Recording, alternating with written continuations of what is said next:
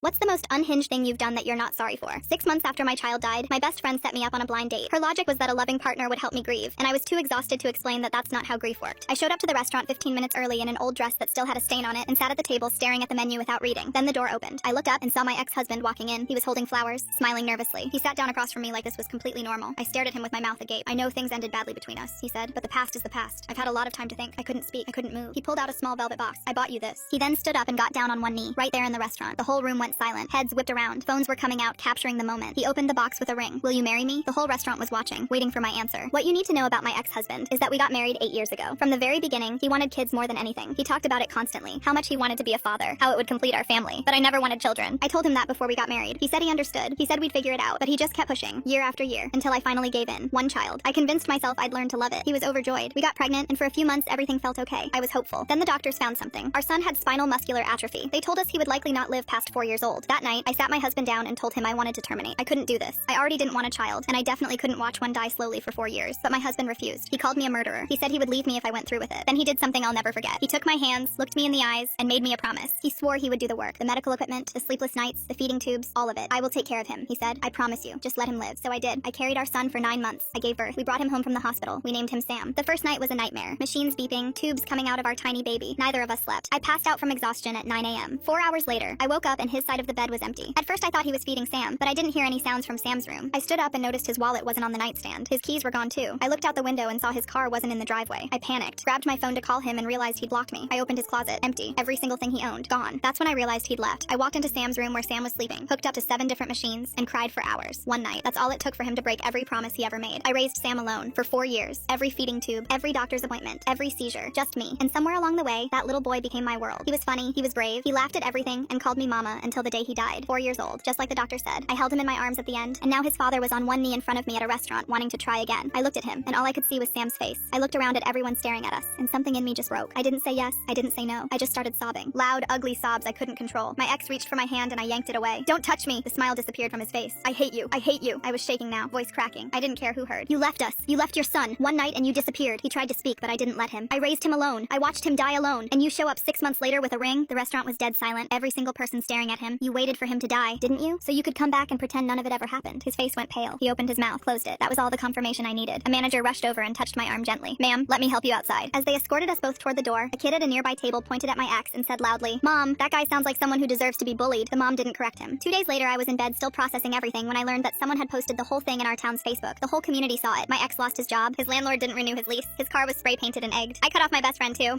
Turns out the only reason she set us up was because he paid off her credit card debt. She sold me out for $8,000.